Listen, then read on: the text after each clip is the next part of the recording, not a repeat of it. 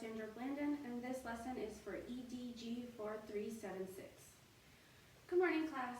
We're going to start off today by looking at this phrase, Uncle Jed's dream. What I want you guys to do is turn and talk to your group table, and I want you guys to discuss what you think Uncle Jed's dream means. Do you think it has to do with goals or money-making decisions? And I want you to think what your dreams could be. If you don't know how to start off talking to your partner, you could say, I think Uncle Jed's dream is. And then your other partner can say, I agree or I disagree. And then you can elaborate on why you think that.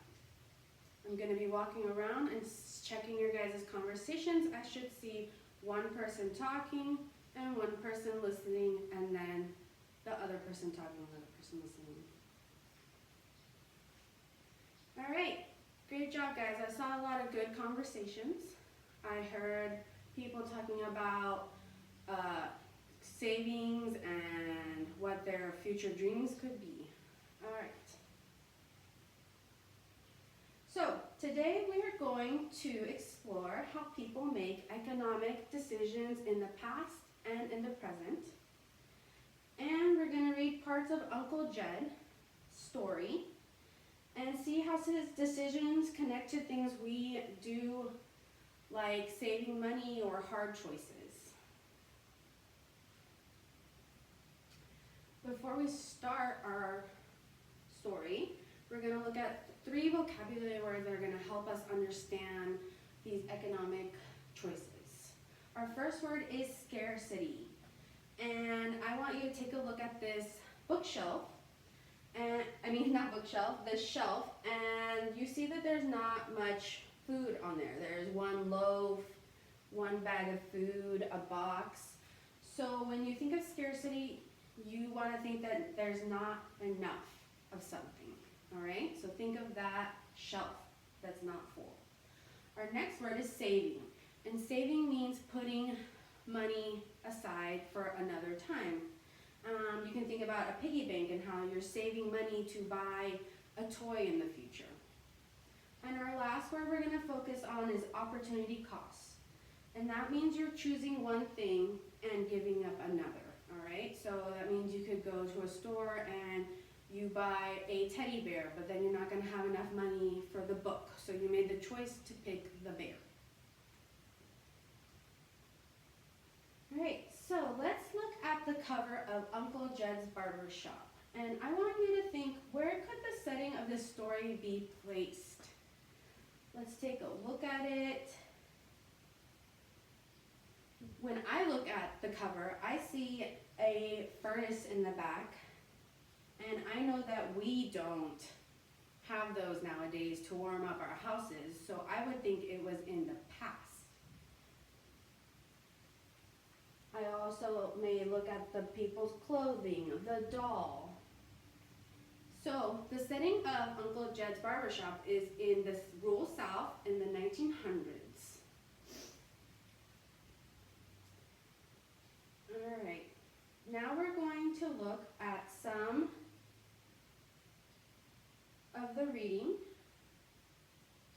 to understand how Uncle Jed's choices and decisions help us understand economic choices better.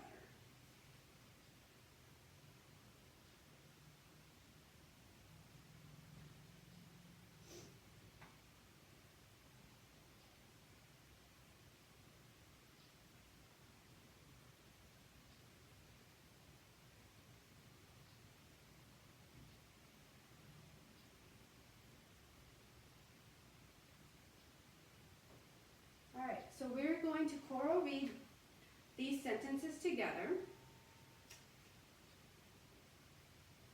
He was going to have 4 barber chairs, and outside was going to be a big, tall, red and white barber pole. He told me he was saving up for it.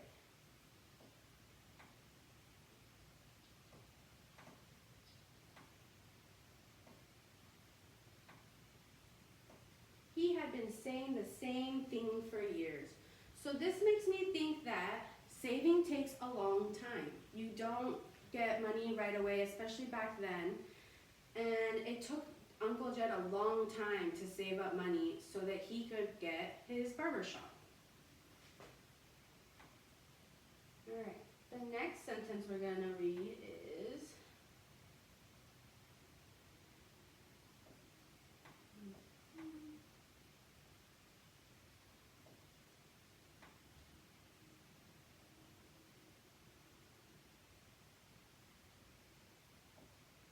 alright.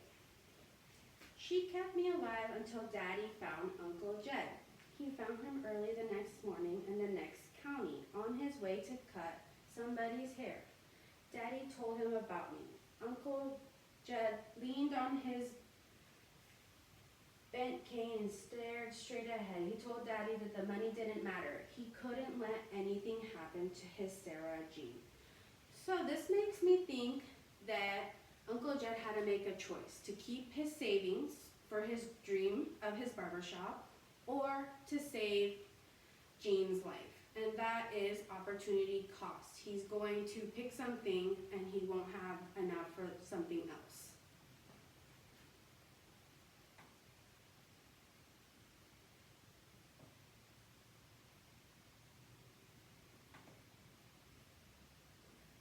Okay, now we're going to look at how people made decisions in the past and in the present. We're going to be using a timeline, and we're going to be showing how one thing happened in the past and how we do it now in the present. So, in the past, people may have saved money by putting money into a jar or a piggy bank.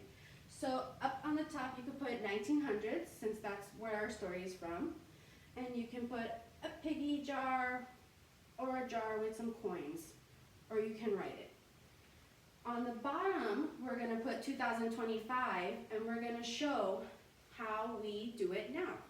So nowadays you might put your money into a savings account or a banking app.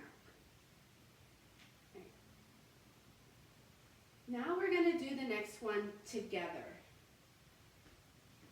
So let's think of something else that Uncle Jed did.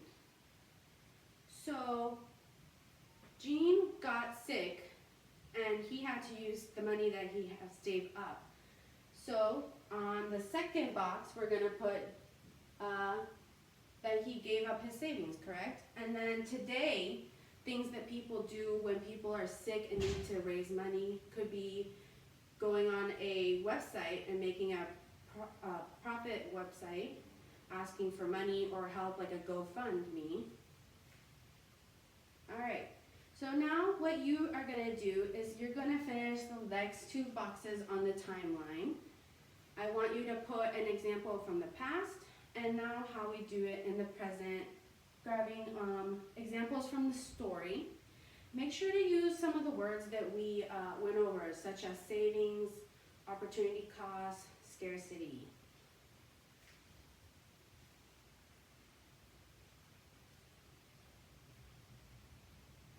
All right, let's wrap up and share one economic choice that we learned about and one story element that we learned about. All right, everyone did a great job today. I heard a lot of vocabulary words being used and great examples from this story. Good job, guys.